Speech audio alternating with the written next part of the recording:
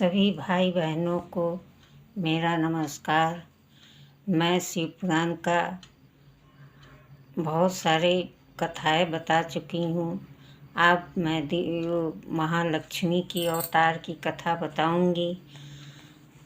यह शिव पुराण से लिया गया है। उमा संहिता का ये 46वां अध्याय से। महालक्ष्मी का अवतार किस तरह से हुआ था उसकी कथा मैं बता रही हूँ। प्राचीन समय में की बात है कि रंभासुर नामक दैत्य था। तब उससे महिषासुर नामक दैत्य उत्पन्न हुआ, जिसने सब देवताओं को राज छीन कर उसके आसन पर बैठ गया। तब हारे हुए देवता ब्रह्मा जी के शरण में फिर जाकर सब लोग शिव जी को प्रणाम किया। सूर्य, चंद्रमा, वरुण, कुबेर, यम, इंद्र, अग्नि, पवन सभी देवताओं ने विवशता का व्यक्त की। इस प्रकार पाप आत्मा महिषासुर देवताओं के भय और दैत्य पक्ष में अभय देने वाला है। देवताओं की ऐसी बात सुनकर शिव जी बहुत क्रोध में आकर अपने नेत्र को घुमाने लगे। फिर शिव जी के मुख से और देवताओं के मुख से तेज निकला। वे दुर्गा जी का ध्यान में लीन हो गए। फिर एक प्रज्वलित तेज चारों ओर व्याप्त हो रहा है। फिर एकत्र होकर महिषासुर का मारने के लिए एक साक्षात स्त्री का रूप हो गया। शिव की तेज से उनका मुख, यम के तेज से उनका बाल, ऐसे सभी देवताओं ने उनको हर तरह का शक्ति दिया। उनका मुख विष्णु के तेज से उनकी देवी की भुजाएं हुई, चंद्रमा के तेज से दोनों स्तन, इंद्र के तेज से मध्य और वरुण के तेज से दोनों जंघाएं हुई, पृथ्वी के तेज से नितंब तथा ब्रह्म के तेज से दोनों चरण, सूर्य की तेज से चरणों की अंगुली और इंद्र के तेज से हाथों की अंगुली, कुबेर के चरणों तेज से नासिका, प्रजापति की तेज से दांत, अग्नि की तेज से तीनों नेत्र, संध्या के तेज से दोनों भौहें और पवन के तेज से दोनों कान उन देवी को हुए। तब इस प्रकार देवताओं को तेज पर पदल्याय परमेश्वरी का आविर्भाव हुआ, जिन्हें देखकर सब देवताओं को बड़ा खुशी हुई और उन सब ने सत्ययुग करने का विचार से अपने भिन्न भिन्न आयुध और वस्त्राभूषण प्रदान किए। शिव जी ने त्रिशूल, भगवान विष्णु ने शंख, सुदर्शन चक्र, वरुण ने पास दिया। इस प्रकार अग्नि ने शक्ति, पवन ने धनुष, इंद्र के बाणों से भर तरकस और वज्रघंट, यम काल दंड, ब्रह्म के अक्षगाल और कमंडलू, सूर्य ने रोम रसीम, काल ने खड़ग का उज्ज्वल फलक, क्षीर सागर ने सुंदर हार, अजर अंबर, चूड़ामणि तथा कुंडल, कटक, अर्धचक्र, कयूर, मनोहर, नूप, गिरवा आभूषण और सब अंगुलियों को आभूषण दिए तथा विश्वकर्मा ने एक सुंदर परशु प्रदान किया। इसी प्रकार सभी देवताओं देवी संकलित हुई। फिर उन्होंने उस स्वर में बारंबार अट्टहास किया, जिससे आकाश, पृथ्वी पूरा प्रतिध्वनि से विचलित हो गई।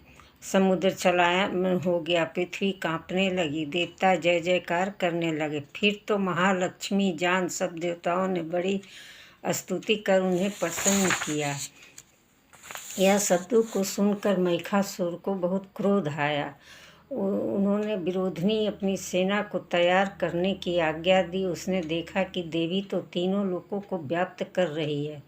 फिर तो महिषासुर के पालित करोड़ों योद्धाओं का एक उन महादेवी लक्ष्मी पर अनेक अस्त्रों का बौछार किया और चुने हुए वीर देवी के सम्मुख आकर उन्होंने प्रहार कर कुछ समय तक उन सब ने देवी के साथ युद्ध किया, परंतु क्षण मात्र में देवी उनके सब अस्त्र को नाश कर दिया और बिच्छू और शत्रुओं को उनके यमलोक भेज दिया। उधर महिषासुर देवी का श्वास से उत्पन्न गणों की ताड़ित कर रहा था, जिसमें किसी को अपनी खुरों से, किसी के पूंछ से, किसी के नासिका उसको मार रहा था। इस प्रकार देवी कितने गण मारे गए। पश्चात देवी सिंह को भी मारने दौड़ा, जिसे देख देवी कुपित हुई। महिषासुर द्वारा देवी पर बड़े पहाड़ आकाश से गिरने लगे। उसने सिंहों को, पर्वतों को तोड़ डाला। तब महिषासुर इस प्रकार युद्ध करते देख देवताओं को अंबिका ने उसे मारने का यत्न किया और उनीश्वरी पास उठाकर ज्यों उसके ऊपर फेंक कर बांध लेना चाहते हूँ अपनी महिषासुर का वह रूप त्याग छल के सिंह का रूप धर लिया और देवी उसका सिर काटना चाहा तो हाथ में खड़ग ले खड़ा हो गया तथा पुनः हाथी का रूप धारण कर सूर से उनके सिंह को ताड़न करने इस पर देवी ने महाखड़ग से उसकी सूंड काट दी, जिस पर वो राक्षस फिर अपना रूप बदल दिया।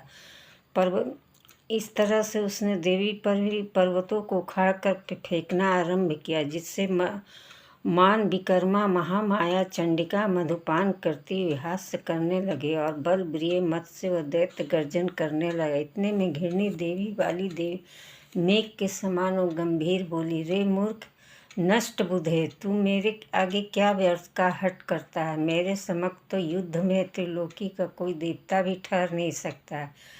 ऋषि ने कहा, ऐसा कहते हुए सब कलाओं से पूर्ण देवी क्रोध उस दैत्य को पैरों को कुचल कर उस कंठ में अपना तीक्ष्ण त्रिशूल से काट गिराया और अंधे मुँह पृथ्वी पर गिर पड़ा। उसके गणों ने त्राही त्राही ध्वनि करने लगे, यह सब भाग चले। फिर तो इंद्र देवताओं ने मिलकर देवी की स्तुति की और महालक्ष्मी, हे राजन, यह तो मैंने तुमसे महालक्ष्मी की उत्पत्ति कही, अब उन्हीं महादेवी महालक्ष्मी की सरस्वती रूप में उत्पत्ति को कहता हूँ, ध्यान देकर सुनो।